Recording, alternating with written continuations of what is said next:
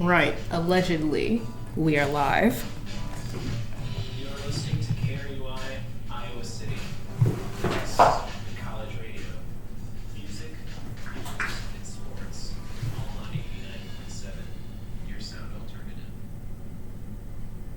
Once again, starting the show on CP time because when else? If not later, when?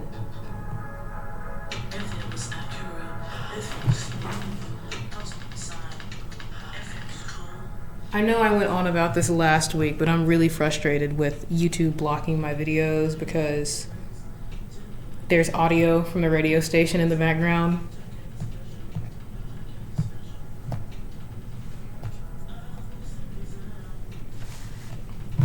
All right. Last show.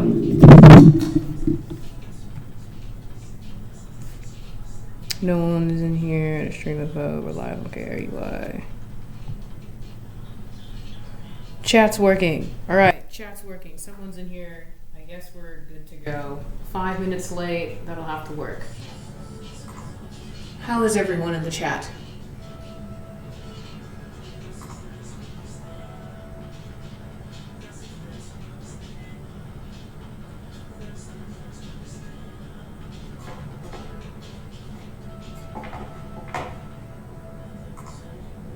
After the embarrassment that was last week when I tried to play music, when I actually curated a song to play to end the show, and it totally did not work at all, I'm kind of over it. I give up on music despite being at a radio station. Oh shoot, the camera's in the wrong way.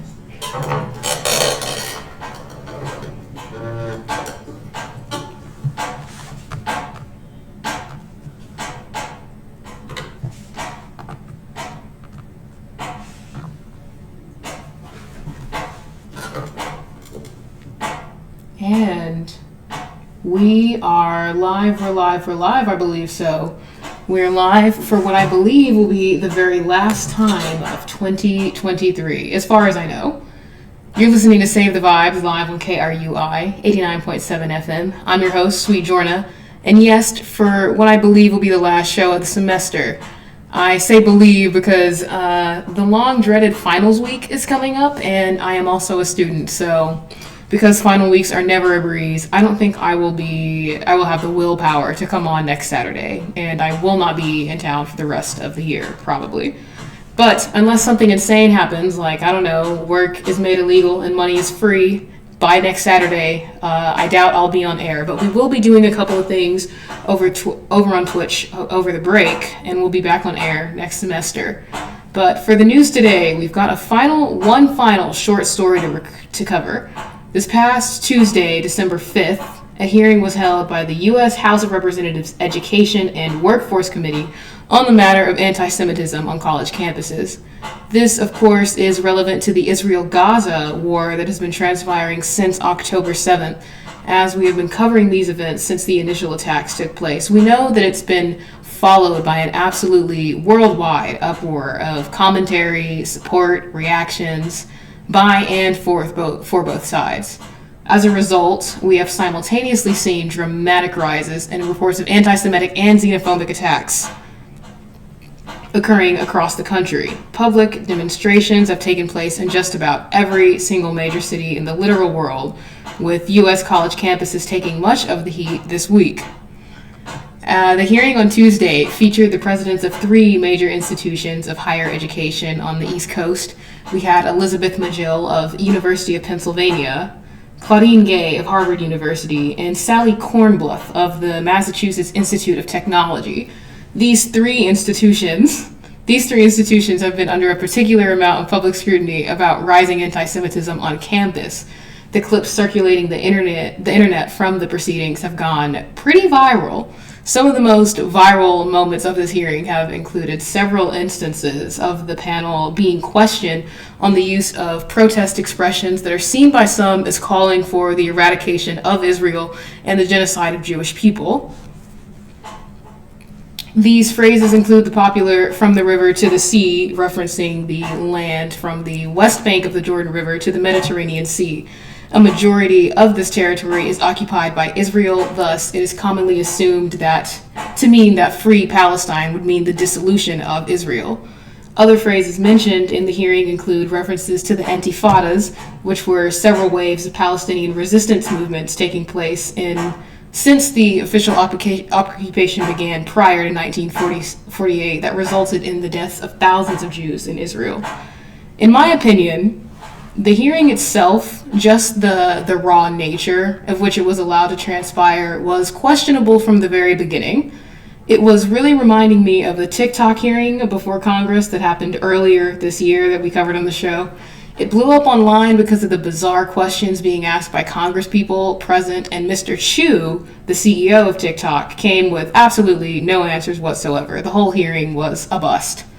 The questions from the jump were rigidly framed. They were accusatory, and they were quite frankly seeming intentionally provocative and unsubstantial.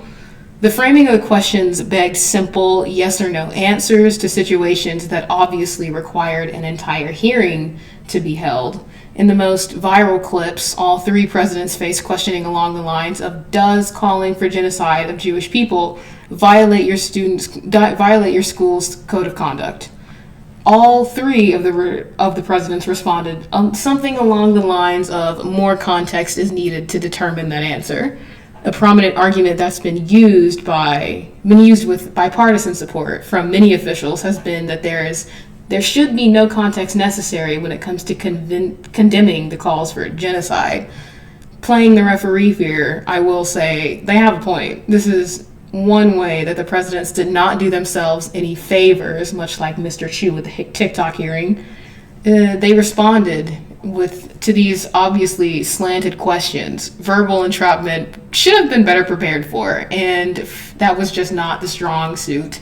It's the strong area of expertise of these people that were drilled in this hearing. One of the more interesting parts of this hearing had been the follow-up. Each school responded in a different way. Miss Colleen Gay of Harvard reaffirmed her statements following the congressional hearing, stating, some have confused a right to free expression with condoning calls for violence against Jewish students, following by stating that calls for violence or genocide have no place on the Harvard campus, and anyone making legitimate threats or calls for violence will be held to account. Sally Kornbluth of MIT is the only one that has had backing from her governing board of her institution, with that board saying after the hearings that, quote unquote, she has our full and unreserved support. Now, Elizabeth Marshall of the University of Pennsylvania, however, has been the only one to publicly apologize and walk back her statements from the hearing. Later, she stated following the hearing that she was basing her statements off of the principle that UPenn's policies are in line with the U.S. Constitution, in which speech alone is not punishable. These statements were made in the context of UPenn potentially losing a $100 million donation from the hedge fund manager Ross Stevens following this hearing. It's unclear the state of this donation at this time, but Marshall is also facing direct criticism from the governor of Pennsylvania, who held that calls for genocide of Jewish people is harassment and intimidation and should qualify as a violation of the code of conduct of these institutions. This is all in addition to the widespread calls for the resignation of all three presidents, formal opposition from within some of the same institutions that were at this hearing, and the House Education and Workforce Committee officially launching investigations into all three institutions, focused on examining the learning environment and disciplinary procedures at the schools. Some other surrounding responses have come from officials like the White House Deputy Press Secretary Andrew Bates, who spoke out against the statements by the three panelists for the universities, stating that calls for genocide are monstrous and antithetical to the values of this country. Quote, any statements that advocate for the systemic murder of Jews are dangerous and revolting, and we should all stand firmly against them, on the side of human dignity and the most basic values that unite us as Americans.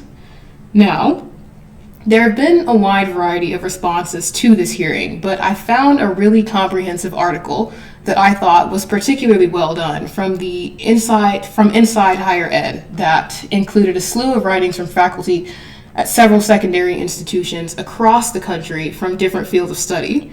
Included in this array of responses were things such as the point made by Hollis Robbins, who is the Dean of College of Humanities at the University of Utah, who noted that this hearing contained no emphasis on expertise.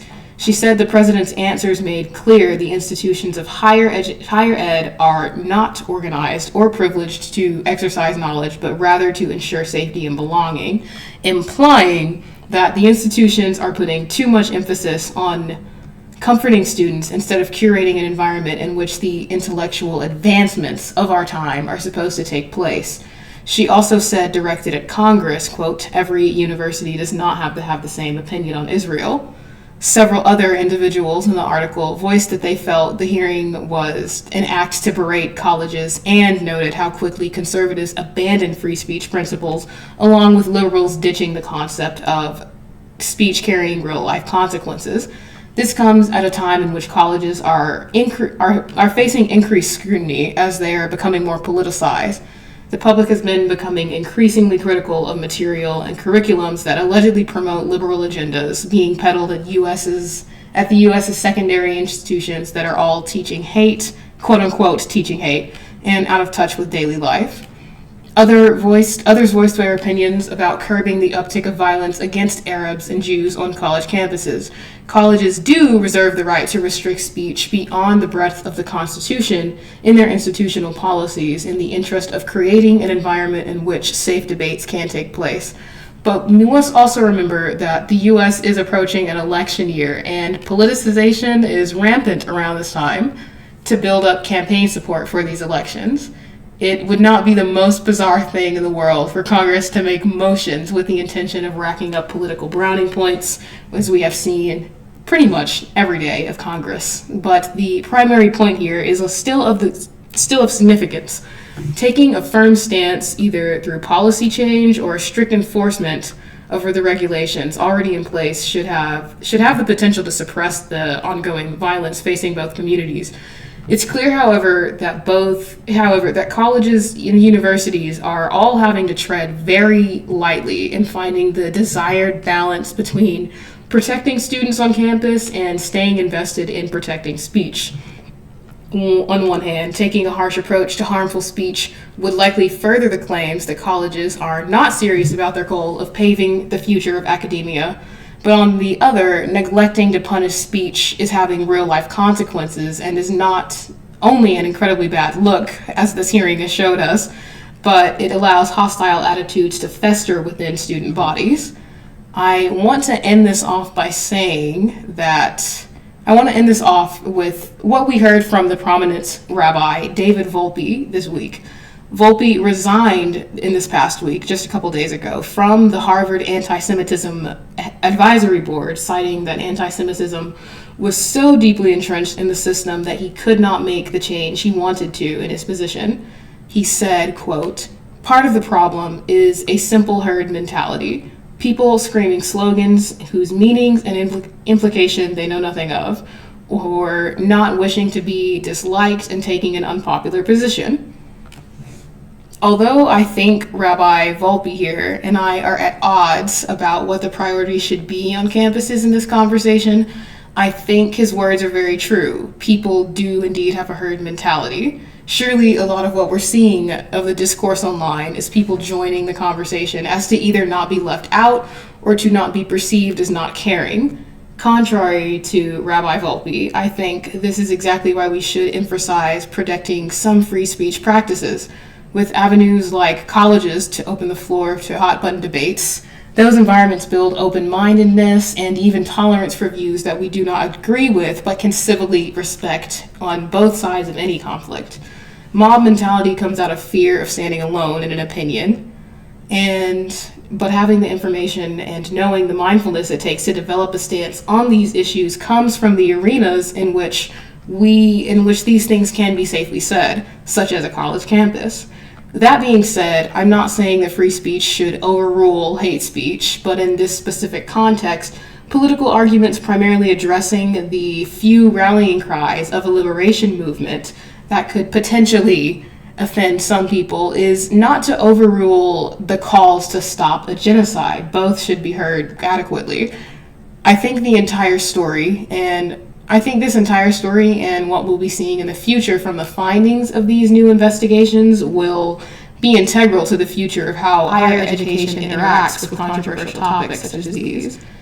As a side note, I think it evokes new conversations to be had about the role of educators in shaping the public. Academics are those that lead political and social thought, as well as educating the next generation of people to do so. Due to the role they play in the molding of minds of the future, academics should be a more integral part of these public conversations. And that's about all for today. That's all I have for the year of 2023, folks. As mentioned in the beginning, there will most likely be a couple of live streams happening over the break, so keep up with me on Twitch. That's twitch.tv/LennyTheFool. That's LENY_TheFool. You can always reach out to me for questions, comments, concerns, requests on all major social media sites. Also at LennyTheFool. That's LENY_TheFool.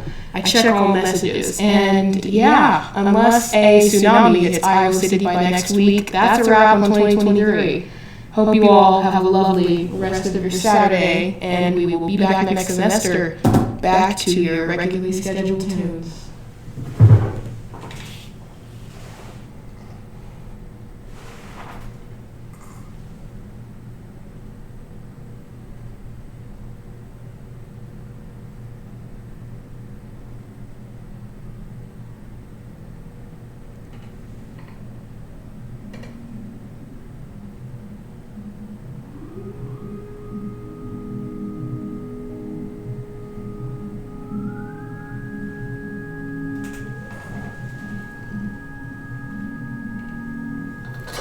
Alright, there we go. PUBG after. Honestly, I'm down. I'm not about to start homework right now, so I'm down to pub. Might hang around in the chat for a bit, because I'm not really doing after shows anymore, so ask away. Any questions about Israel and Palestine that I'm probably underqualified to answer.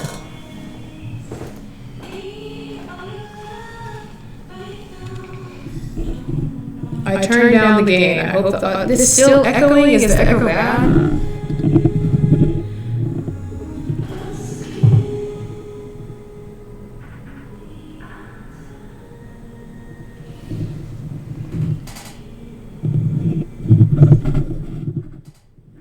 What about now? Oh, Divorce Guru's in here too. Weird. Divorce Guru, you're being outshined by Brandon Pill, so typically Divorce Guru is the one holding down my chat. You've got some competition today.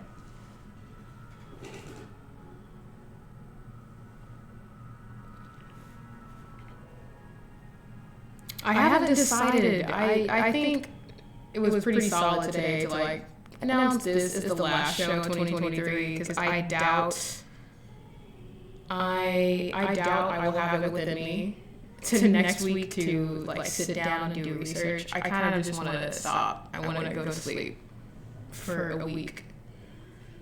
Do they do voluntary medical induced comas? What else did I want to say? I was having so much trouble trying to fit everything I wanted to say into this script last night. My notes look insane. There's every color of the rainbow. Oh, I wanted to mention that this hearing, with it being so similar to the TikTok hearing that happened earlier this year, I felt that it was the same vein in the way it was being used as initially when the attacks happened around October 7th and everyone was saying condemn the violence. It is an issue that should be considered. You should condemn violence. You should make it known that, hey, I don't support Hamas killing all these Israeli civilians, but I support the Palestinian cause. It's important to make that distinction, but it does take away from the overarching fact, the overarching, principle of Palestinian liberation. This right here, it's the same thing as condemn the violence. It's saying what are you doing about anti-Semitism? Rather than, hold up, U.S. government, you're funding a genocide. There should be protections against that too. Or maybe they're turning a blind eye to certain things to point out the fact that there's a genocide happening, being funded by America, perpetuated by American funding. I don't know. People are mad, and it's annoying.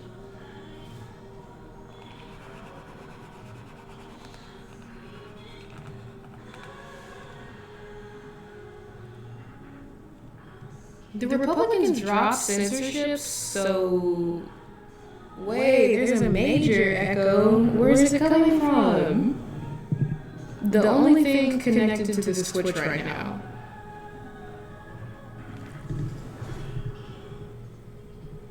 No, have I messed up this entire audio?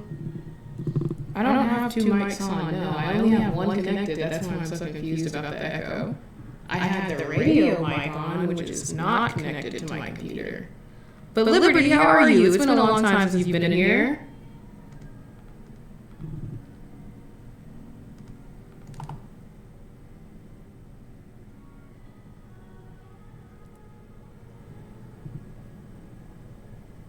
Aw, dude. I specifically turned the audio output capture setting off so that it wouldn't get that reverb, but I don't know what I've done.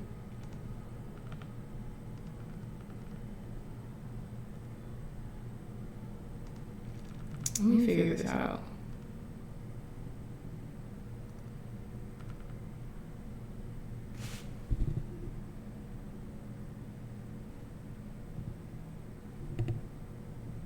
Oh, dude. Alright, I may have to end this live stream right here and figure out what this audio thing is so it doesn't come up again. Actually.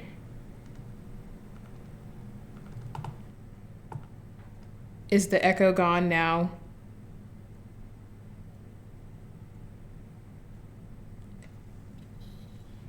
I don't know where this other input came from, but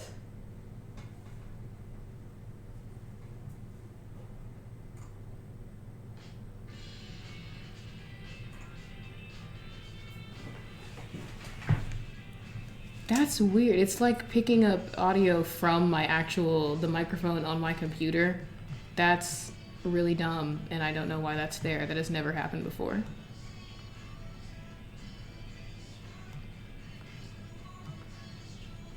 I wonder, does KRUI archive audio? Because you said it wasn't on the whole time too. I didn't touch anything. Once I start the stream, I don't touch anything.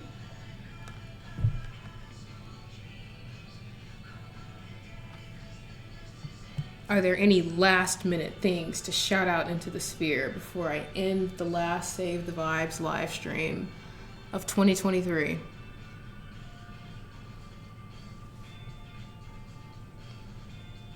Oh, shout out to Sophie Anderson, Sophie a slut.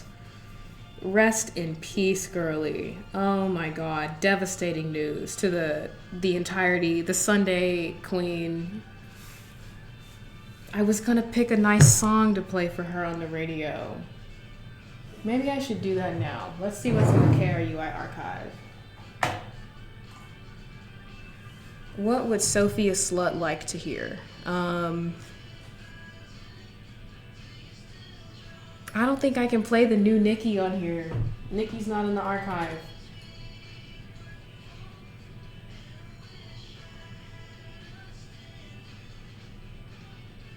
There's a Nicki Minaj remix in here. We're gonna put that on for Sophie.